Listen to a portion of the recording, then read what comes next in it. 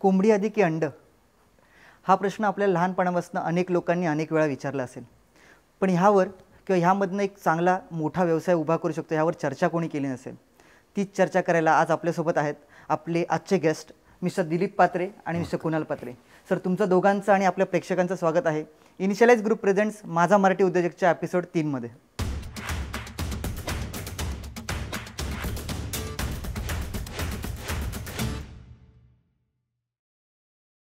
तर मग आपण आपल्या आजच्या पहिल्या फेरीला सुरुवात करूया. फेरीचं नाव आहे पोल्ट्री आणि बरंच काही.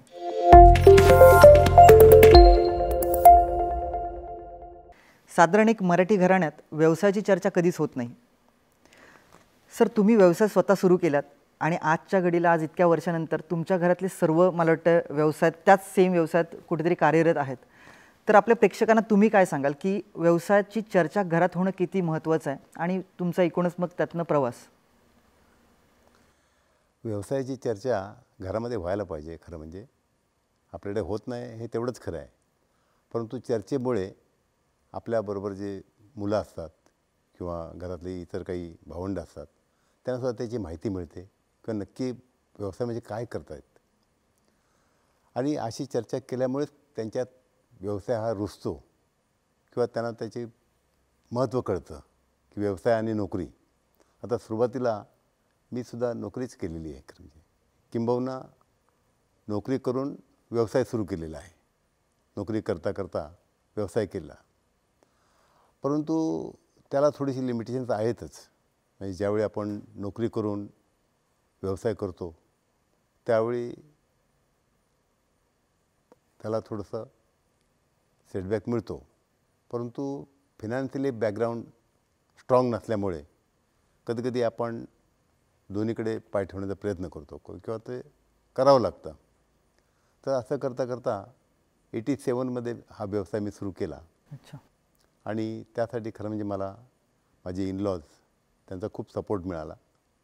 त्यांनी मला जी अलिबागला त्यांची चोरंडे ते जागा आहे ती जागा त्यांनी देऊ केली आणि तिथून आम्ही हा व्यवसाय सुरू केला. अक्षरशः म्हणजे एक रक्तामध्ये तुमच्या एखादा व्यवसाय असतो तसं आमच्या रक्तामध्ये हा व्यवसाय म्हणजे करायचाच काहीतरी. याच्या अगोदरसुद्धा मी छोटे मोठे उद्योग केले परंतु ते तेवढे यशस्वी झाले नाहीत. अच्छा. प्रयत्न खूप केले आणि इथं फक्त 400 पिलं आणून एक छोट्या प्रमाणात व्यवसाय सुरू केला होता. मुंबईवरून सुरुवातीला ST पकडून किंवा त्यानंतर बाईकवर शुक्रवारी इकडे यायचं, शनिवार रविवार राहायचं आणि रविवार रात्री सासवणे STतून मुंबईला परत जायचं किंवा नंतरच्या काळात बाईकनी. असं करता करता जवळजवळ 18 वर्ष असा बिझनेस केला मी. आणि त्यानंतर 2004मध्ये माझा धाकटा मुलगा कुणाल पात्रे हा ग्रॅज्युएट झाला, BCom झाला. तर नोकरी की व्यवसाय, आज नोकरी जरी कुठे ओळखीने आपण करायला गेलो तरी त्यावेळी तुला 10 ते 15 हजाराच्यापेक्षा जास्त मिळणार नाहीत. आणि ह्या व्यवसायामध्ये 25,000 रुपये आपल्याला आज मिळत आहेत. तू आला असतं you can make it double. कारण आज मी हा पार्ट टाईम म्हणून करतो आहे आणि तू पूर्णपणे त्यात झुकून देशील. फक्त याच्यामध्ये एकच आहे, तुझं शिक्षण, तुझं बेस हा मुंबई आहे. मुंबई सोडून तुला अलिबागला जावं लागेल. आणि त्यांनी ती तयारी दर्शवली. त्यानंतर मी त्याला पुण्याला IPMTचा एक कोर्स आहे 6 महिन्याचा. अच्छा. तो कोर्सला पाठवला. कारण आपले जरी स्वतःचे असेल तरी आपण त्या पद्धतीने म्हणजे गावच्या पद्धतीने आपण पोल्ट्री करत होतो. त्याला एक प्रोफेशनल टच नव्हता. आणि IPMTचा कोर्स आहे हा पूर्णपणे 6 महिन्याचा कोर्समध्ये तुम्हाला पूर्णपणे ते शिकवतात. आणि त्यांनी जायची तयारी दर्शवली. तो पुण्याला जाऊन 6 महिने राहिला. त्यावेळी मला वाटलं की ह्याला खरोखर त्याची आवड आहे पूर्ण. आणि त्यांनी तो कोर्स पूर्ण करून साधारणपणे डिसेंबर 2005मध्ये त्यांनी ते जॉईन केलं. आणि खरी जी पोल्ट्रीची भरभराट किंवा उन्नती आहे ही त्याच्यानंतर सुरू झाली. अर्थात मी कुणाला वॉच करत होतो की हा बरोबर करतो की नाही, म्हणून त्याला मी कधी कुठे असं रोखलं नाही, टोकलं नाही. त्याला त्याच्या मार्गाने जाऊ दिला. आणि खरोखर मला आज अभिमान सांगायला वाटतो की त्यांनी त्याच्यामध्ये प्रगती करून एकेकाळी आम्ही जे ओपन फार्मिंग करत होतो त्याच्यामध्ये त्यांनी स्वतःचे ब्रीडर फार्म, हॅचरी, स्वतःची फीड मिल आणि हा सगळा सेटअप त्यांनी स्वतः उभा केला. त्याचप्रमाणे त्याच्याबरोबर त्याची जी भावंड होती, आज प्रसाद पात्रे आहे, श्रेयस पात्रे आहे, ओंकार पात्रे आहे, कुणालची मिसेस आहे विनीता, ह्या सगळ्यांनी त्यामध्ये त्याला पूर्णपणे साथ दिलेली आहे. आणि मी सुद्धा रिटायर 2013मध्ये झाल्यानंतर ह्या व्यवसायामध्ये पूर्णपणे एक बॅक ऑफिस आपण ज्याला बोलतो की जे बँकिंग आहे किंवा इन्कम टॅक्स आहे, ऑडिट आहे, ह्या सगळ्या गोष्टी आज मी सुद्धा तिथे ऑफिसमध्ये जाऊन सांभाळत असतो. आणि सांगायला अभिमान वाटतो की 2 वर्षापूर्वीच आपण हा व्यवसाय 100 कोटीच्या पुढे नेलेला आहे. खरं म्हणजे क्या बात आहे. म्हणजे 400 पिल्लांपासून 1987 मध्ये तुम्ही सांगितल्याप्रमाणे सुरुवात केली आणि आजच्या घडीला 100 कोटीचा टर्नओव्हर. 100 कोटी. ह्याच्यामध्ये आणखीन एक गोष्ट मी ॲड करू शकतो की माझं जसं मी ह्या व्यवसायात आलो 2004-05 नंतर ह्याच्यामध्ये, त्यावेळी माझं आणि वडिलांचं म्हणजे बाबांचं नातं हे मुलांचं आणि वडिलांचं नसून ते एक मैत्रीपूर्ण झालं. म्हणजे आजही आम्ही अशा बऱ्याचशा गोष्टी असतात की ज्या घरात सकाळी उठल्यापासून ते रात्रीपर्यंत डिस्कस होत असतात, करत असतो, काय करायचं, कशा पद्धतीने करायचं. एकाच कुटुंबात असल्यामुळे जे म्हणतात की बिझनेस हा फक्त बिझनेस अवर्समध्ये न होता ह्याला एक वास्ट लेवलला आपल्याला डिस्कशन्सला आणि प्लॅनिंग करायला, तसे माझे काका आहेत, सगळीच जण घरातलेच सगळेजण असल्यामुळे आमचं कंटिन्युअसली म्हणजे एखादं गणपती फेस्टिवल जरी म्हणाला तरी त्या फेस्टिवलमध्ये आमचं बिझनेस आणि ह्या सगळ्या गोष्टी किंवा एक मजा मस्ती तेच सगळं अशा पद्धतीने सगळं एक खेळीमेळीचं वातावरण असतं. या पद्धतीने ते एन्जॉय करतो आम्ही खरं म्हणजे. नाईस. म्हणजे खूप छान वाटलं ऐकून. हा टर्नओव्हर पण आणि एक जो प्रवास तुमचा आहे आणि फॅमिली बिझनेस हे खूप महत्त्वाचं आहे. आज ते बघायला मिळत नाही. करेक्ट. पुढल्या प्रश्नाकडे थोडं वळूया. पोल्ट्री इंडस्ट्रीचे जे चॅलेंजेस आहेत जेनरिक, ते थोडे प्रेक्षकांना तुम्ही सांगितले तर बरं होईल. पोल्ट्री इंडस्ट्रीमध्ये चॅलेंजेस नक्कीच आहेत.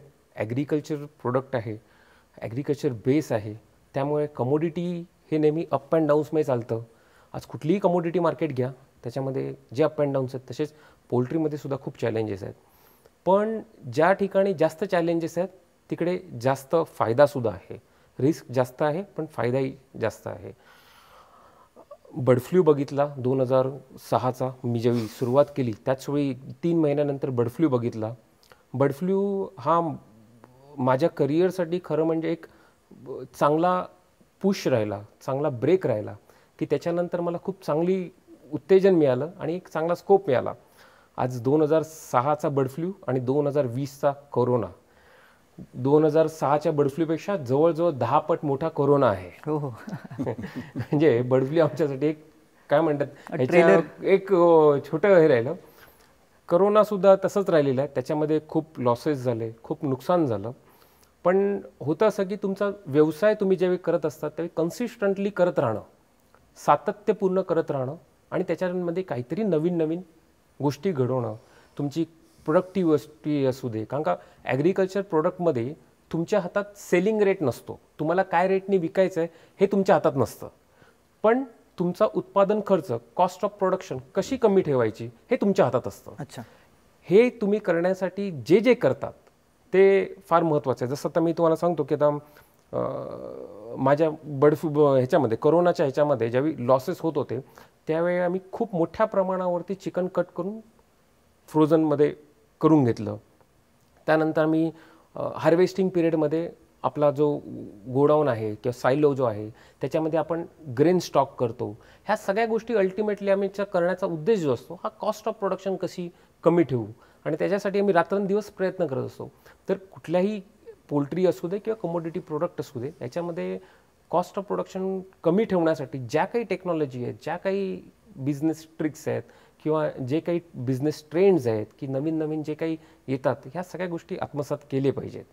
म्हणजे आपला बिझनेस त्याप्रमाणे चेंज करत गेलं पाहिजे. हे फार महत्त्वाचं आहे. तर ते राहिलं तर आपण नक्कीच त्याच्यातनं सस्टेन करू शकतो. नक्कीच. थँक्यू. तुम्ही जसं म्हणालात की नवीन नवीन बदल करणं खूप गरजेचं आहे. टेक्नॉलॉजी हा असा एक विषय की जो सतत बदलत राहतो आणि पूर्वी पोल्ट्रीला आपण म्हणायचो की पोल्ट्री फार्मिंग, कुक्कुटपालनाचा व्यवसाय असं मराठीत आपण त्याला म्हणतो. आज पोल्ट्री इंडस्ट्री झाली आहे.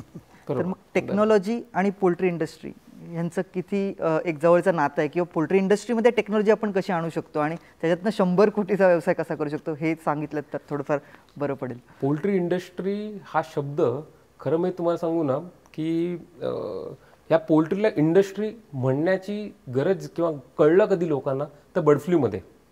पहिला बर्ड फ्लू ज्यावेळी आला ते लोकांना माहीतच नव्हतं असा काहीतरी पोल्ट्री व्यवसाय एवढ्या मोठ्या प्रमाणावर आहे आणि एवढ्या सगळ्या कोंबड्या आहेत.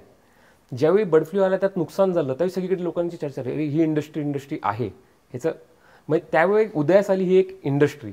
त्याच्यानंतर ते ऑर्गनाइज इंडस्ट्रीमध्ये गेलं आणि ह्या इंडस्ट्रीमध्ये ज्यावेळी नवीन टेक्नॉलॉजी आणतो नवीन टेक्निक्स आणतो जसं आता कालांतराने आता जे काही पारंपरिक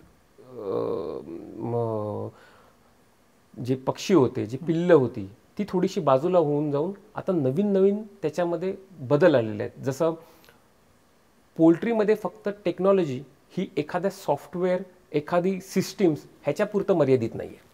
त्याच्यावरती वेगवेगळे प्रयोग होतात. जसं तुमचं ब्रीड चिक्स त्याच्यामध्ये गुणवत्ता चांगली ठेवणं त्याच्यामध्ये निरोगीपणा आणणं कमीत कमी त्याला औषधं देणं कमीत कमी त्याच्यावरती बाकीच्या ज्या गोष्टी आहेत म्हणजे जो मॅनेजमेंट बेसवरती आपण त्याला कसं काही चांगलं जोपासू शकतो चांगली त्याच्यातनं मीट क्वालिटी कशी आणू शकतो ह्याच्यावरती भर देणं. आता हे मीट क्वालिटी चांगलं आणणं म्हणजे फक्त लोकांमध्ये एक समरस असतो की एक हे असतं रुमर असतो की ह्यांना अँटीबायोटिकचा कोर्स केला जातो का किंवा इंजेक्शन्स केले जातात का असं बिलकुल होत नाही. ह्याच्यासाठी जर का आज आम्ही जर रॉ मटेरियल परचेस करत असू जर का त्याच्यामध्ये आपण जर का चांगला मका घेऊ चांगला सोया DOC घेऊ हे रॉ मटेरियल्स आणू दिस इज ऑल्सो टेक्निक्स की ते चांगल्या पद्धतीने हार्वेस्टिंग करून चांगल्या पद्धतीने प्रोसेस करून ते कोंबड्यांना खाद्य म्हणून त्यांना देणं त्यातनं चांगल्या गुणवत्तेचं पक्षी तयार करणं ही एक टेक्निक आहे. त्याच्यानंतर तुम्हाला लागतो जो सॉफ्टवेअर बेस जसं आमच्याकडे SAP आहे या पद्धतीने सॉफ्टवेअरचा तुम्ही त्याला जोड देतात किंवा तुम्ही आणखीन नवीन टेक्नॉलॉजीच्या मशिनरीज घेतात ज्यांनी फीड बनवण्यासाठी आणखीन सुसूत्रधारपणा येतो. जसं पेलेट फीड आहे पेलेट आणि मॅश म्हणजे आम्ही आज आपलं जे फीड देतो हे आपण त्यांना ॲज इट इज शिजवून देतो. Okay as it is raw feed देणं आणि त्याला शिजवून देणं ह्याच्यामधला जो फरक आहे त्या टेक्नॉलॉजी आत्मसात करणं. आता हे कसं आहे की तुमचा जसा बिझनेस ग्रो होतो जसा तुमचा बिझनेस वाढायला लागतो त्याप्रमाणे तुमच्या रिक्वायरमेंट्स वाढायला लागतात. त्यामुळे बिझनेस हा नेहमी कसा सुरुवातीला एक छोट्या ह्याच्यावर असतो पण जसजसं तुम्हाला एक ग्रीप मिळत जाते जसजसं तुम्हाला स्कोप मिळतो जसजसं तुम्हाला ॲडव्हान्टेज मिळतो त्याप्रमाणे तुम्ही टेक्नॉलॉजी एक्सेप्ट केल्या पाहिजे. खूप काही क्रायसिस नेहमी येत असतात. टेक्नॉलॉजीच्या बाबतीत बघितलं तर मी आता इनिशियस ग्रुप सोबतच जॉईन झालेलो आणि आपण लॉकडाऊनच्या मध्ये ज्यावेळी आपण होम डिलिव्हरी पूर्ण मुंबईमध्ये सुरुवात केली आणि ते पण एक आपण ॲप्लिकेशन डेव्हलप केलं एवढ्या शॉर्ट पिरियडमध्ये म्हणजे माझ्या त्याने विदिन अ मंथ आपण ॲप्लिकेशन डेव्हलप करू शकतो ह्याच्यावर कोणाचा विश्वास बसणार नाही आणि एवढ्या पद्धतीने आपण केलं. हे सुद्धा टेक्नॉलॉजीचा एक सपोर्ट आहे. आज घराघरा मुंबईमध्ये पोचण्याचं जे काही सामर्थ्य आहे हे या टेक्नॉलॉजीचं आहे. तर हे सगळं आपण ज्या टेक्नॉलॉजी आत्मसात करतोय तर ते कुठल्या लेवलला जे करू शकतो त्या लेवलला आपण करतो आणि त्याचा जो फायदा आपण जो आपले कॉस्टिंग कमी करण्यासाठी असू दे गिरायक किंवा कस्टमरला सॅटिस्फॅक्शनसाठी असू दे या सगळ्या गोष्टी आपण त्याचा वापर केला पाहिजे. नक्कीच म्हणजे टेक्नॉलॉजी खरंच खूप महत्त्वाची आणि त्याला ॲडॅप्ट होणं खूप महत्त्वाचं आहे. पुढला प्रश्न घेऊया. साधारण 1-2 एपिसोड आपले व्हायरल झाले त्यातनं बऱ्यापैकी लोकांपर्यंत हा शो पोचला आहे आणि अनेक लोकांचे कॉल आले आणि चांगला एक प्रतिसाद मिळतो आहे फीडबॅक मिळतो आहे. एक गमतीशीर कॉल असाही आला की एका महिलेने कॉल केला होता आणि त्या म्हणाल्या की शो आवडला आहे खूप काही शिकता येतं पण एका गोष्टीची त्यांना कंप्लेंट होती. तर म्हटलं की काय कंप्लेंट आहे तर त्या अशा म्हणाल्या की तुमचं जी टॅगलाईन आहे आपल्या शोची टॅगलाईन आहे आजचा तरुण उद्याचा उद्योजक. त्या म्हणाल्या माझ्या ह्याच्यावर हरकत आहे म्हणजे तुमचा शो बघून मीही उद्योग कुठला तरी व्यवसाय सुरू करणार ह्याची मी स्वतःबरोबर एक निश्चय केलेला आहे. सो आता आपण 2 टॅगलाईन लावणार आहोत इथून पुढे आजची तरुणी उद्याची उद्योजिका म्हणून पण. माझा प्रश्न असा राहील की पोल्ट्री व्यवसाय जो आहे हा महिलांसाठी कितपत सोपा किंवा त्याच्यात महिला कशा येऊ शकतात आणि काय कसा मोठा करू शकतात व्यवसाय आणि त्यांचं घरी सोबत चालू शकतात. नक्कीच म्हणजे ॲक्च्युली खरं सांगायचं म्हटलं तर माझ्या पूर्ण ह्याच्यामध्ये म्हणजे कुकुचकू परिवारामध्ये आणि कुकुचकूशी निगडीत जे काही आहेत त्याच्यामध्ये महिलांचा खूप मोठा हात आहे. आज आपला जो मेन कोर बिझनेस जो आहे हा शेतकऱ्यांशी निगडीत आहे. शेतकऱ्यांच्याकडे आपण पिल्लं देतो, खाद्य देतो, मेडिसिन आणि गायडन्स देतो आणि त्यांच्याकडनं बर्ड्स मोठे करून घेतो. म्हणजे कराराअंतर्गत पोल्ट्री फार्मिंग, कॉन्ट्रॅक्ट फार्मिंग आपण करतो. या कॉन्ट्रॅक्ट फार्मिंगमध्ये ज्यावेळी पक्षी पिल्लं ज्यावेळी आपण फार्मरकडे देतो तर मला अभिमान वाटतो आपल्या इथला की 70% ह्या महिला वर्ग ते त्याची जोपासना करतात. एक आई मुलाची काळजी घेते तशी एक ती जी महिला आहे ती ज्या पद्धतीने फार्मिंग आणि शेतीची त्या पिल्लांची काळजी घेतं तसा पुरुष वर्ग घेऊ शकत नाही. हा माझा एक अनुभव आहे खरं म्हणजे. आणि त्यांचा बघण्याचा दृष्टिकोन, त्यांचं जोपासना ह्या सगळ्या गोष्टीसाठी. त्यामुळे माझ्या याच्यामध्ये 70% महिला ह्या त्याच्याशी निगडीत आहेत आणि ते घरी बसल्या बसल्या तो व्यवसाय करतात आणि आमच्याशी जोडलेले आहेत. अशी जवळजवळ 400च्या आसपास फार्मर आहेत. त्यामुळे हा उद्योग त्यांच्याशी नक्कीच होऊ शकतो. तसं आज भारतामध्ये सर्वात नंबर 1 कंपनी जी आहे Venkateshwara hatcheries, Venky's India limited, ह्यांची जी चेअरपर्सन जी आहे ती सुद्धा एक महिला आहे, अनुराधा देसाई म्हणून. अच्छा. तेही म्हणजे सेकंड जनरेशन आहे. पण सेकंड जनरेशन्सनी आमच्यासमोर म्हणजे माझ्यासमोर मी लहानपणापासून बघतोय त्यांनी ज्या पद्धतीने बिझनेस वाढवला म्हणजे हाही खरं म्हणजे एक मोठी गोष्ट आहे. आणि जिथे बिझनेसमध्ये आमच्या बिझनेसमध्ये सुद्धा जर का बघितलं तर जे काही बिझनेसमॅन आहेत ते मोस्टली सगळे पुरुष वर्ग असताना सुद्धा तिकडचा जो होल्ड आहे त्या मॅडमचा इज खरंच ग्रेट आहे. म्हणजे आणि त्यांनी तो होल्ड फक्त मी बोलणार नाही तर त्यांची एक शेतकऱ्यांविषयीची इमोशनल अटॅचमेंट पण बघितली मी. म्हणजे त्यांचा कधी नेहमी असा दृष्टिकोन असतो की कधी शेतकरी हा मागे राहिला नाही पाहिजे असं. तर ती जी भावना आहे ते मी नक्कीच बोलेन की ती महिलांकडे जास्त आहे. आणि त्यामुळे महिलांसाठी पोल्ट्री उद्योग हा सदैव ओपन आहे आणि कधी त्यात पुढे जाऊ शकतात. नक्की, थँक्यू. सो हा शो बघणाऱ्या सगळ्या महिला वर्गाला माझं एक निवेदन आहे किंवा विनंती आहे की पोल्ट्री इंडस्ट्रीच्या स्वरूपात एक छान अशी ऑपॉर्च्युनिटी किंवा संधी तुमची वाट बघते आणि त्यात तुम्हाला जर व्यवसाय सुरू करायचा असेल तर नक्कीच आपल्याकडे मार्गदर्शन करायसाठी 2-2 गेस्ट आज आपल्याला लाभलेत. आणि तुम्ही त्यांना पर्सनली, सर मी तुमच्या BF-वरच बोलतो की पर्सनली तुम्ही त्यांना कॉन्टॅक्ट करून त्यांच्याकडनं गायडन्स घेऊ शकता. वेलकम. सर, पहिल्या फेरीचा शेवटचा प्रश्न. तुम्ही जसं सांगितलं की व्यवसायात आलात तेव्हा बर्ड फ्लू आणि पण त्या बर्ड फ्लूमधनं तुम्ही एक 100 कोटीचा व्यवसाय सुरू केलात. पण आज मराठी उद्योजक जो व्यवसाय सुरू करतो त्यावर चॅलेंजेस हे प्रत्येक व्यवसायात आहेतच. पण पहिल्या वर्षात 2 वर्षातच व्यवसाय बंद पडतात. पण त्यासोबत ते व्यवसाय पुढे न्यायचे कसे किंवा कोविड-19 कोरोनाला ऑपॉर्च्युनिटी म्हणून बघता की सेटबॅक म्हणून? कोरोना हा मी तर बोलीन की अपॉर्च्युनिटी म्हणूनच आहे. कारण का जर का मला 1 एप्रिलला 2020ला जर विचारलं असतं की काय आता भविष्य काय तर खरंच अंधार होता. म्हणजे माहीत नव्हतं की काय होतं. पण आमची घरामध्ये चर्चा व्हायची, वडिलांची चर्चा व्हायची, सगळ्यांची चर्चा व्हायची की आता ऑलमोस्ट आपल्या हातातलं 100% वर्किंग कॅपिटल गेलेलं आहे. जवळजवळ 5 ते 6 वर्षाचा लॉस झालेला आहे. म्हणजे 5 ते 6 वर्ष आपण मागे गेलेलो आहोत आणि खूप सारे क्रेडिटर्स बुक्समध्ये झालेले आहेत, बँकर्स वाढलेले आहेत. अशा सिच्युएशनमध्ये आपल्या हातात काहीच नाही आहे. आता पुढे काय? पण रोजचं डिस्कशन्स व्हायचे, अपॉर्च्युनिटी आम्ही एकमेकांशी शेअर करायचो. मी, माझे भावंड, काय करता येईल. तर त्याचवेळी जे काही म्हणजे प्रत्येकाच्या मनात एक एक सुचेल तसं माझ्या भावाला सुचलं की डीमार्टनी मुंबईमध्ये डिलिव्हरी स्टार्ट केली. त्याचं एक पॅम्पलेट होतं की तुम्ही बिल्डिंगमध्ये त्यांची गाडी येणार आणि त्या गाडीतनं ते मटेरियल घ्यायचं. लॉकडाऊन सगळीकडे स्ट्रिक्ट होतं, कोणी घरातनं बाहेर पडू शकत नव्हतं. मग आम्ही पण विचार केला की आपली गाडी आहे, आपला प्रोसेसिंग प्लांट आहे जो आपण होलसेलसाठी मेजरली वापरत होतो, मग तिकडे का नव्हतं. म्हणून 7 एप्रिलला पहिल्यांदा मुंबईला गाडी सोडली.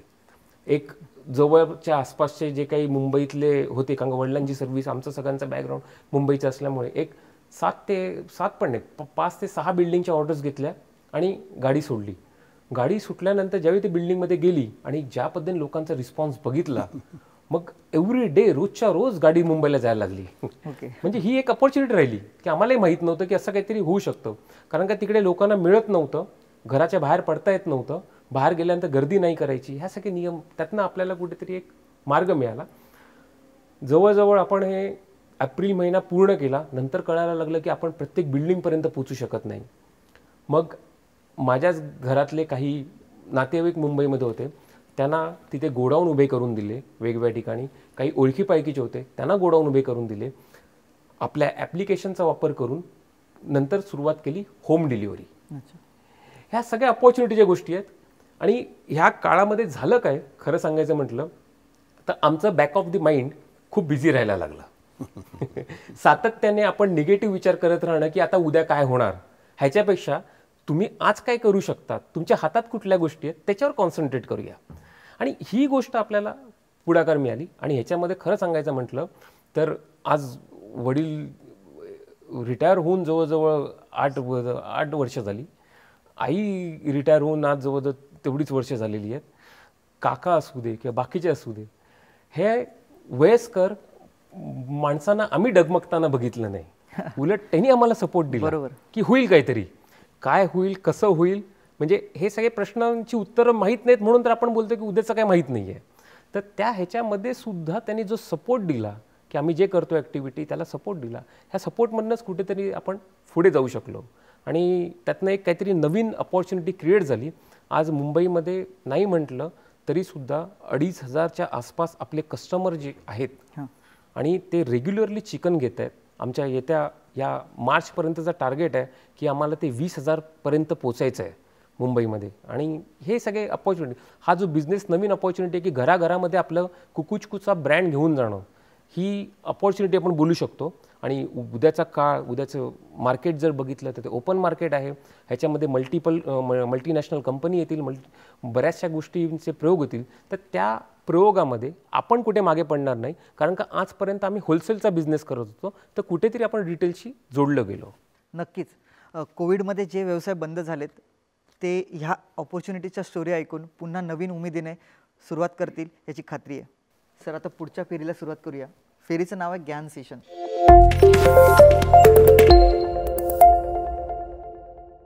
म्हणजे व्यवसायातल्या थोड्या तांत्रिक बाजू, टेक्निकल टर्म्सवर आपण बोलूया.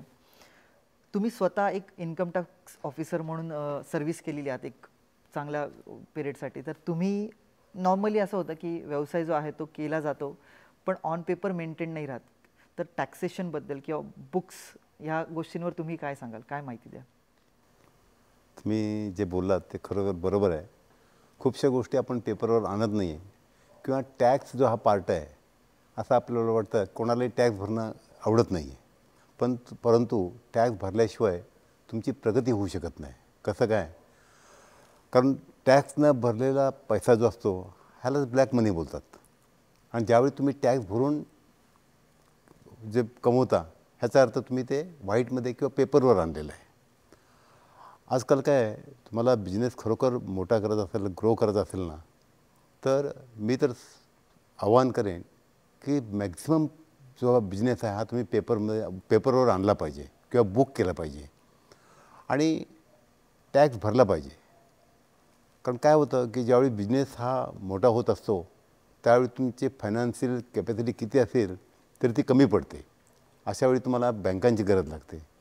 आणि बँका सुरुवातीला तुम्हाला हाच प्रश्न विचारतात की तुमची इन्कम टॅक्सची 3 वर्षाची रिटर्न्स आम्हाला द्या. आणि त्या बेसिसवरच तुमचं असेसमेंट होतं. म्हणजे तुमच्याकडे किती कमवता हे तुम्ही सांगायची गरज नाही आहे. तुमचं इन्कम टॅक्स जे रिटर्न असतं हेच तुम्हाला ते सांगतं की तुमचं किती पेपरवरच कळतं. त्यामुळे मी तर सगळ्यांना पुन्हा पुन्हा आवाहन करेन की आणि आम्हीसुद्धा मॅक्झिमम बिझनेस हा आम्ही सगळा पेपरवर आणतो.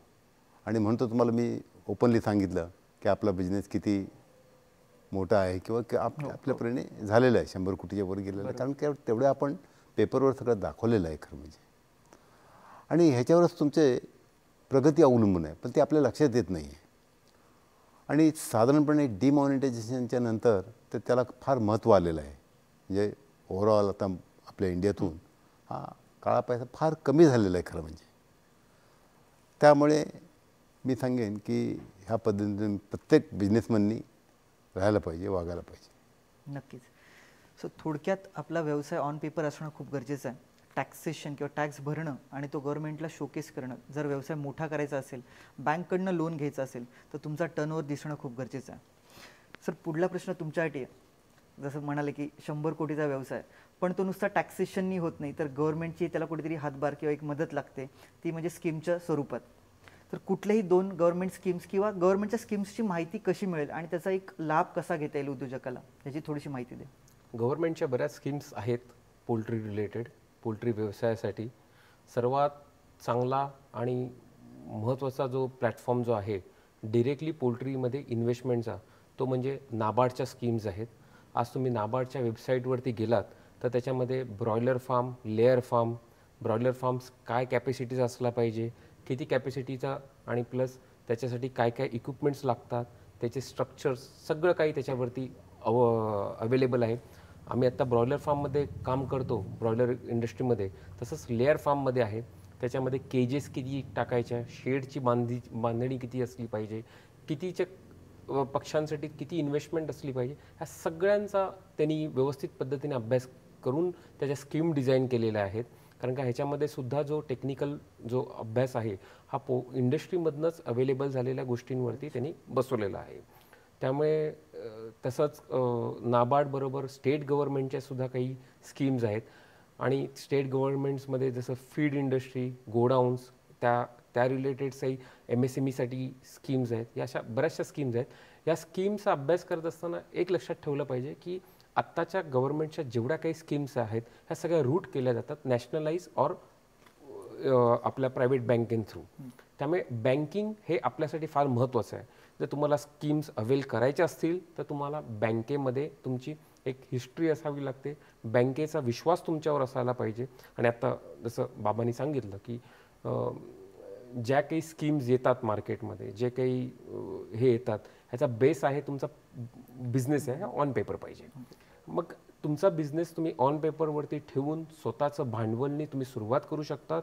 आणि जसा जसा जो ग्रो व्हायला लागतो, तुमचं नॉलेज वाढतं किंवा तुमच्या बाकीच्या गोष्टींची डेव्हलपमेंट होते, इन्फ्रास्ट्रक्चर डेव्हलपमेंट करायची आहे, त्यावेळी तुम्ही बँकेचा सपोर्ट घेऊन या स्कीम्स थ्रू तुम्ही करू शकता. नक्कीच, थँक्यू ही माहिती दिल्याबद्दल. पुढल्या प्रश्नाकडे सर तुमच्यासाठी असेल.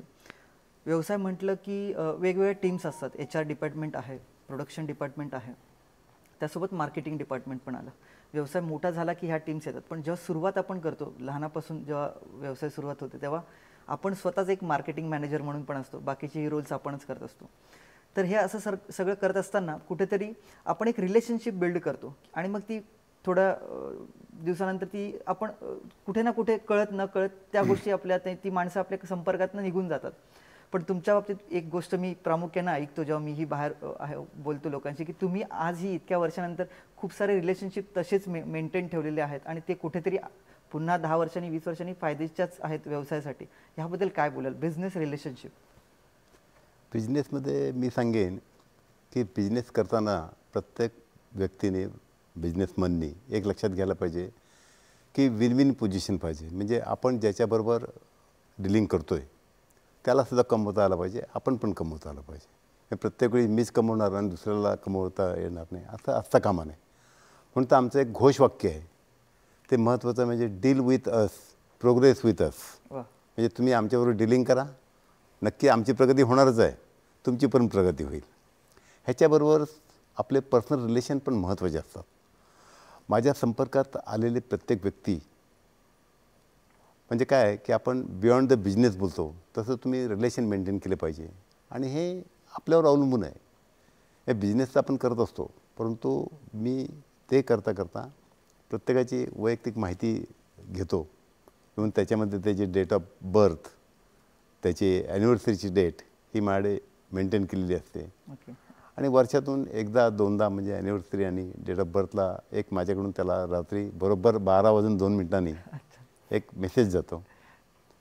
आणि त्याला आश्चर्य वाटतं की अरे घरातली माणसं आपल्याला म्हणजे 12च्या सकाळी उठल्यावर करतात, परंतु ह्याचा मेसेज रात्री बरोबर 12:02 आपल्याला येतो आणि दिवसभरात कधी एकदा फोन करतो. ह्याच्यामध्ये त्याला माहिती आहे की ह्याचा काही उद्देश काही नाही आहे. बरोबर. पण ज्या कोणाला तुम्ही बर्थडे विश करता त्याला नक्कीच आनंद मिळतो, एवढं मला माहिती आहे. आणि त्या माणसाला फार बरं वाटतं. असे अनेक मार्ग आहेत की जे आपण बिझनेस व्यतिरिक्तसुद्धा आपण रिलेशन मेंटेन करतो. बिझनेस तर प्रत्येक माणूस करतच असतो, परंतु आपण जसं सांगितलं मी की बियॉन्ड द बिझनेस असे आपण रिलेशन मेंटेन करू शकतो. आणि प्रत्येकाची खासियत आहे. म्हणजे माझी ती आता एक आवड निर्माण झालेली आहे, माझी ती पॅशन झालेली आहे. त्यामुळे मला आय गेट प्लेझर, थोडक्यात म्हणजे मला त्यात आनंद मिळतो. आणि ज्याच्यामध्ये आपल्या माणसाला आनंद मिळतो ती गोष्ट करायला कुठली हरकत नाही असं मला नेहमी वाटतं खरं म्हणजे. नक्कीच. सो बिझनेस रिलेशनशिप मेंटेन करणं खूप गरजेचं आहे. आणि व्यवसायात म्हटलं जातं की out of site is out of mind. त्यामुळे कुठेतरी वर्षातनं एकदा एक SMS बर्थडेचा पाठवला तरी त्या माणसाला आपली एक आठवण होते आणि कुठेतरी त्यातनं व्यवसाय ही निर्माण होऊ शकतो. आपण SMS पाठवणार कुठल्याही प्रकारचा काही अपेक्षा न ठेवता पाठवायचा, पुढे जेव्हा मिळेल रेफरन्स तेव्हा मिळेल. सर, शेवटचा प्रश्न या फेरीचा तुमच्यासाठी. मराठी उद्योजक म्हटलं की पहिला प्रश्न पडतो तो भांडवल. पण असे खूप व्यवसाय आहेत जे कमीत कमी भांडवलात पण सुरू करता येतील. सो लो इन्व्हेस्टमेंटमध्ये व्यवसाय कसा सुरू करायचा आणि कुठले असे व्यवसाय जर असतील तुम्हाला माहीत तर ते आपल्या प्रेक्षकांना सांगा.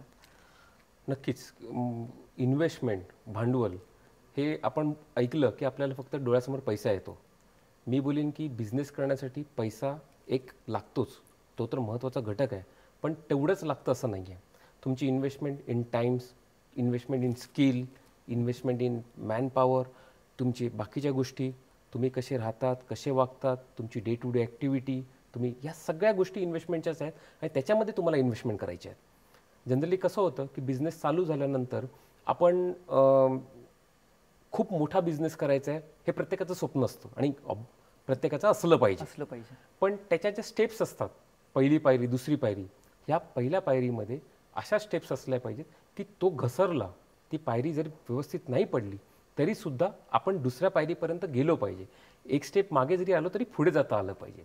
त्यामुळे इन्व्हेस्टमेंट करताना किंवा बिझनेस सुरू करताना हा छोट्या प्रमाणावरती जेवढा जमेल त्या पद्धतीने करावा.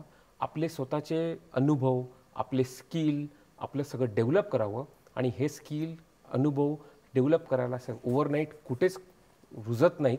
त्याला स्वतः जावं लागतं, त्या अनुभवातनं जावं लागतं.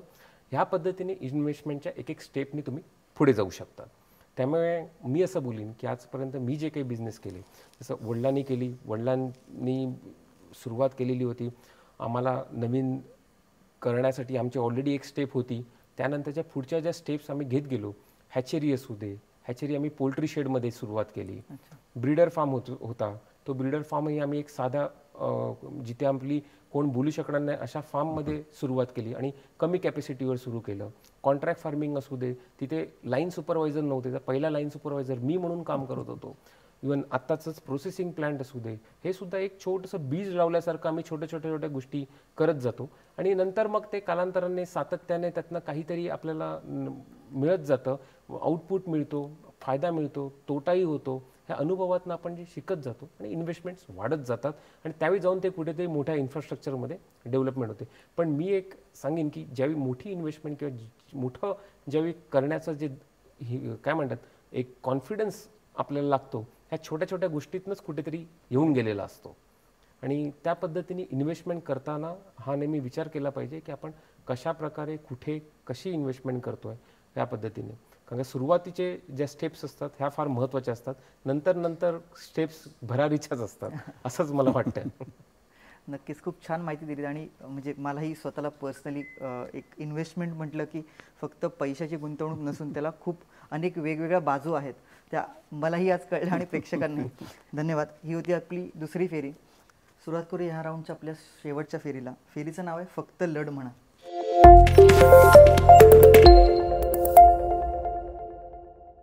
मुद्दामच हे नाव ठेवलं आहे म्हणजे माझा कोविडचा तुम्हाला एक साधारण अनुभव सांगतो. जेव्हा लॉकडाऊन झालं आणि व्यवसाय पूर्णपणे ठप्प झाला तेव्हा लक्षात आलं होतं की पुढले 6-10 महिने खूप कठीण असणार आहेत. आणि प्रश्न पडला की आता करायचं काय आणि कोणाकडे जायचं. तर पहिलं कोणाकडे जायचं तर मला असं वाटलं की आपण आपल्या स्टाफशी बोलूया, ज्याला मी माझी फॅमिली बोलतो, एक्सटेंडेड फॅमिली. मी स्टाफ नाही म्हणत, मी कलिग म्हणतो त्यांना. त्यांच्यासमोर जेव्हा मी सांगितलं की असं असं आहे आणि कठीण प्रसंग आपल्यासमोर आहे आता, तर एका सुरात सगळ्यांचं उत्तर हे होतं मला की सर तुम्ही काळजी आमची करू नका, आपण काय करूया 6 महिने तुम्ही आम्हाला पगार नाही दिला तरी चालेल, जेव्हा कधी लॉकडाऊन नंतर व्यवसाय पुन्हा रोलिंग चालू होईल तेव्हा आमची सॅलरी करा. आणि तुम्हाला खरं सांगतो लॉकडाऊनमध्ये 6 महिने मी आणि माझी टीम आम्ही त्याच जोमाने काम करत होतो, पण एकही रुपयाचा पगार मी मात्र केला नाही किंवा करू शकलो नाही लॉकडाऊनमुळे. पण त्यांच्यामुळे कुठेतरी ती जी एक पॉझिटिव्ह एनर्जी तिथनं आली, त्यामुळे डे 1 लॉकडाऊनपासनं आज अनलॉक एकही दिवस आम्ही शांत बसलो नाही. तुम्ही जसं म्हणालात की डिस्कशन, त्यातनं सोल्युशन्स, ऑपॉर्च्युनिटीज, आणि आज आपल्याकडेही भरपूर काम आहे. तर स्टाफ हा खूप महत्त्वाचा घटक आहे आपल्या व्यवसायातला, आणि त्यांचा जर सपोर्ट असेल, त्यांची जर साथ असेल, तो कोविड काय किंवा पुढे काही आलं तरी कुठलाही व्यवसाय बंद नाही होणार. सर, तुमचा अनुभव काय आहे? नक्कीच माझाही अनुभव हा नक्कीच सेम आहे, सारखा आहे. आज माझ्याकडे जो स्टाफ जो आहे त्यातला जवळजवळ 99% स्टाफ हा आपल्या अलिबागचा आहे. ही खूप मोठी अभिमानास्पद गोष्ट आहे. खास करून अलिबागचा स्टाफ आहे असं बोलण्याच्या मागचं कारण असं की ह्याच मातीतले आहेत, त्यांना ह्या मातीतले आपले प्रॉब्लेम्स, आपल्या अडचणी ह्या सगळ्या समजतात, आणि ज्यांना आपल्या अडचणी आणि सगळे समजतं त्यालाच आपण एक कुटुंब, एक परिवार बोलतो. त्यामुळे आम्ही नेहमी संबोधताना कुकुचकू परिवार अशी एक आम्ही नाव ठेवलेलं आहे. इव्हन व्हॉट्सअपमध्ये आमचा ग्रुपही आहे कुकुचकू परिवार नावाचा. त्यामध्ये कोणी नवीन एम्प्लॉई झाला की त्याच्यामध्ये जॉईन करतो. तर ह्याच्यामध्ये जर बघितलं आम्ही तर खरंच स्टाफचा तर खूप मोठा सपोर्ट राहिला. म्हणजे ज्यावेळी लॉकडाऊन झालं, आमचा बिझनेस लॉकडाऊनच्या जवळजवळ 1.5 महिने आधीपासूनच इम्पॅक्ट झाला होता. पोल्ट्रीमध्ये रुमर्स आला होता, चिकन खाणं लोकांनी सोडलं होतं, चिकनची मागणी संपली होती. त्यामुळे आमचं प्रोडक्शन आधीपासूनच कटडाऊन व्हायला झालं होतं. मी लिटरली कोंबड्यांमध्ये कसं कटडाऊन करता येईल, अंडी कशी कमी करता येतील, पिल्लं कशी कमी करता येतील, ह्याच्यावरती सर्वात जास्त भर होता. म्हणजे फेब्रुवारीमध्येच आम्ही एक दिवसाआड लोकांना बोलवायला लागलो होतो. मार्च महिन्यामध्ये तर बरेचसे दिवस ते आले नाहीत, आणि हातातले जे काही वर्किंग कॅपिटल होतं ते कमी झाल्यामुळे कामच राहिलं नव्हतं. या सगळ्या परिस्थिती ते स्वतः डोळ्यांनी बघत होते. त्यावेळीसुद्धा कोणी एका शब्दानेही सॅलरीबद्दल विचार नाही केला. एप्रिल महिना दरवर्षी आमचा ॲप्रेझलचा पिरियड असतो. यावर्षी तर ॲप्रेझलसाठी तर विचारच सोडा, पण साधा महिन्याचा पगारासाठी सुद्धा कोणी आलं नाही. आणि एवढा मनापासून सपोर्ट केला. म्हणजे 2-2, 3-3 महिने स्वतःच्या खिशातले पैसे टाकून ऑफिसला येणं, त्यानंतर जिथे जिथे जायचं आहे तिथे बाईकवरती जाणं असू दे किंवा आणखीन कुठले असू दे, स्वतःचे खर्च, साठवणीतले खर्च त्यांनी करून सगळ्या गोष्टी केल्या. ही मोठी गोष्ट आहे म्हणजे खरं सांगायचं म्हटलं तर. आणि तो मोठा सपोर्ट राहिला. त्यामध्ये बरेच वेळा असं झालं की स्टाफ कमी झाला. म्हणजे काही ठिकाणी स्टाफ कमी झाला, काही भीतीपोटी आपल्यापर्यंत येऊ शकत नव्हते, काही घरातली बंधनं, गावातली बंधनं, अशा सगळ्या याच्यामध्ये असताना सुद्धा असा सुद्धा स्टाफ होता की जो जोमाने न घाबरता न भीता घरातनं बाहेर पडला. ही सर्वात मोठी गोष्ट आहे. आमच्याकडे कोंबड्यांना खायला घालायला मका सोयांच्या गाड्या येत नव्हत्या, ट्रान्सपोर्टेशन नव्हतं. त्यावेळी आपल्या इथलीच, माझा ड्रायव्हर स्टाफ पण इथलाच आहे, तो स्वतः इथून गाड्या घेऊन धुळे, त्यानंतर नाशिक या ठिकाणी, ज्या ठिकाणी म्हणजे रस्त्यात पोलीस अडवायचे, हे करायचे, तरीसुद्धा ते गाड्या घेऊन माल घेऊन येत होते. ह्या सगळ्या गोष्टींचा म्हणजे त्यांनी जवळून बघितलं. कधी कधी उशिरापर्यंत थांबणं, किंवा दुसऱ्याचं 2 माणसांचं काम 1 माणूस करतोय, अशा पद्धतीच्या सगळ्या गोष्टी मी बघितल्या. आणि मला खरंच म्हणजे अभिमान वाटतो की आपण इथल्याच लोकांसोबत काम करतोय आणि ह्यासोबत आहोत. त्यामुळे त्यांच्या सपोर्टशिवाय बिझनेस होऊ शकत नाही. आणि त्यांच्यासाठी जे काही करावं लागेल, मी आज ह्या सगळ्या गोष्टी आपण बघितल्या आहेत, त्यामुळे आज मी कटिबद्ध आहे की यांच्यासाठी जे काही भविष्यामध्ये करायला लागेल त्यासाठी आपण नक्कीच उभे राहू आणि करू, याची जाण आहे आपल्याला कुठेतरी. आणि ही जाण त्या लोकांनी सुद्धा ठेवलेली आहे. त्यामुळे आपण आपल्या बिझनेस एन्व्हायरमेंटमध्ये, मी सांगेन आज याच्यामध्ये की बिझनेस एन्व्हायरमेंट ज्या काही गव्हर्नमेंट अप्रूव्ड किंवा वर्ल्ड स्टँडर्ड ऑर्गनायझेशन्समध्ये ज्या काही गोष्टी चालतात, ज्या आपण एम्प्लॉईजला दिल्या पाहिजेत, जसं PF असू दे, ग्रॅच्युटी असू दे, किंवा आणखीन इन्शुरन्स असू दे, ह्या सगळ्या गोष्टी असू दे, बोनस असू दे, सगळे बेनिफिट्स जे द्यायला पाहिजेत ते आपण खरे म्हणजे द्यायला पाहिजेत. पण ज्यावेळी कॉम्प्रोमाइजचा शब्द येतो त्यावेळी तीच लोक आपल्याबरोबर त्याच पद्धतीने उभेही राहतात. ही खरीच मोठी चांगली गोष्ट आहे. चांगली गोष्ट आहे. आणि खरंच म्हणून मी मुद्दाम हा आज विषय घेतला, कारण खूप वेळा व्यवसायाबद्दल आपण जेव्हा बोलतो तेव्हा आपण जसं म्हणालो की इन्व्हेस्टमेंट असेल, बाकीच्या तांत्रिक बाजू असतील, पण एखादा बिझनेस नेटवर्किंगमध्ये पण स्टाफ, तुम्ही जसं म्हणाल की एक्सटेंडेड फॅमिली आहे, किंवा त्यांना कसं ट्रीट केलं पाहिजे, किंवा ते किती महत्त्वाचं घटक आहे ह्यावर चर्चा होत नाही. बरोबर. आणि मलाही सांगायला अभिमान वाटेल की 100% स्टाफ हा आपला अलिबागचाच आहे आणि त्यांनीही खूप सपोर्ट केलेला आहे. सो ही होती आजची आपली शेवटची फेरी. माझ्यासाठी काही प्रश्न? हे जे कुकुचकू बरोबर या इनिशियस ग्रुपचं जे आपलं कोऑर्डिनेशन झालं, ह्याच्या मागची एक संकल्पना की एवढी फास्ट आणि ज्या पद्धतीने डेव्हलपमेंट चाललंय ह्याच्या मागचं गुपित काय, म्हणजे कसं काय आपण घडवून आणलेलं आहे खरं म्हणजे? नाही, गुपित असं काही नाही आहे. मी तसं म्हणालो की आत्ता शेवटच्या फेरीत की पहिली गोष्ट म्हणजे कॉर्डिनेशन. म्हणजे आपलं जे कॉर्डिनेशन होतं, इवन लॉकडाऊन जरी असला तरी पण ज्या पद्धतीने आपण कॉर्डिनेशन केलं तो एक पहिला फॅक्टर. दुसरा की क्लॅरिटी ऑफ थॉट ज्याला आपण म्हणतो की ती खूप सुंदर होती. तुम्ही जेव्हा मला अप्रोच केलं तर तुम्हाला माहिती होतं की आपल्याला काय करायचं आहे एक्झॅक्टली आणि कुठे पोचायचं आणि किती महिन्यात पोचायचं. भरपूर वेळेला असं होतं की क्लायंट अप्रोच करतो पण क्लॅरिटी नसते. त्यामुळे तो मला एक फायदा झाला की मला समोरनंही क्लॅरिटी होती. आणि सर्वात महत्त्वाचं म्हणजे वर्क फ्रॉम होम. मी जसं म्हणाल की 6 महिन्यात किंवा लास्टच्या 8 महिन्यात कुठेही पगाराचा हा विषय निघाला नाही. पण प्रत्येक माझा कलिग जो होता, प्रत्येक जो मेंबर होता माझ्या कंपनीचा, तो घरून काम करत होता. आणि त्यामुळे कुठेतरी आम्ही ती जी काय म्हणतो एनर्जी लेवल असेल, तो जो फ्लो कंटिन्युएशन जो होता तो कुठेही ब्रेक नाही झाला. आणि त्यामुळे आपण एक साधारण मला वाटतं एक रेकॉर्ड पिरियडमध्ये महिना दीड Record महिन्यात म्हणजे तो एक म्हणजे अँड्रॉइड ॲप्लिकेशन डेव्हलप करू शकलो. म्हणजे आजही असं म्हणजे मार्केटमध्ये मी बघतोय बरेच जणांनी पुश करायचे प्रयत्न करत आहेत आणि खूप जण अजून त्या गोष्टीमध्येच अडकले आहेत की ऍप्लिकेशन डेव्हलपमेंट ह्या याच्यामध्येच अडकले आहेत. आणि आपलं तर म्हणजे ते आता म्हणजे आपले इनिशियल प्रॉब्लेम सॉल्व्ह करून आता आपण खूप वरचे टास्क आपण त्या ह्याच्यावरती एफिशियन्सी पण आणली आहे त्यासोबत. एफिशियन्सी आणलेली आहे, लोकांचा रीच वाढलेला आहे, लोकांचे फीडबॅक्स येत आहेत. आणि त्या ह्याच्यावरती आता आमच्यासाठी हा जो पिरियड जातो मधला हा व्हेजिटेरियन असतो. आता परत कन्झम्पशन पिरियड चालू झाला, त्यामध्ये हा पहिला आठवडा आहे जवळजवळ की त्यात कन्झम्पन सपोर्ट सुद्धा मिळाला आपल्याला. त्यासाठी तुम्हालाही थँक्यू, कारण ऑपॉर्च्युनिटी दिल्याबद्दल. ग्रेट. असंच ऍक्च्युली बिझनेस ह्यालाच म्हणतात की एकमेकास सहाय्य करून पुढे जाऊ. तसं दोघांसाठी विन विन सिस्टीम करून आपण केलं. हो, आणि हाच ध्येय आपला किंवा हाच गोल ठेवून हा शोही करतोय आपण. तुम्ही आलात त्याबद्दल दोघांचं खरंच खूप मनापासून धन्यवाद. पोल्ट्री फार्मिंगपासून पोल्ट्री इंडस्ट्रीकडे कसं जायचं आणि 0 ते 100 कोटीचा व्यवसाय कसा करायचा याबद्दल तुम्ही माहिती दिलीत. या शोनंतर पुन्हा एकदा कोणतरी एक नवीन मराठी उद्योजक घडेल अशी अपेक्षा करतो, कारण त्याच अपेक्षेने आपण हा शो सुरू केलेला आहे. सो पुन्हा भेटूया माझा मराठी उद्योजकच्या पुढल्या एपिसोडमध्ये. Signing off, Sanket Naik, managing director, initialize group.